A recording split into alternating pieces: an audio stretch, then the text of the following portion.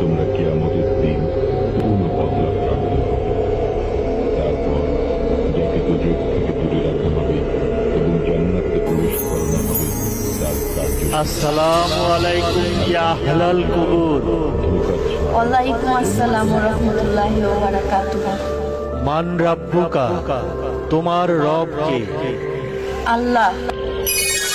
মান দীনুকা, তোমার দিন কি? ইসলাম।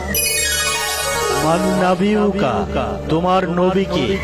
হযরত মুহাম্মদ সাল্লাল্লাহু আলাইহি সাল্লাম।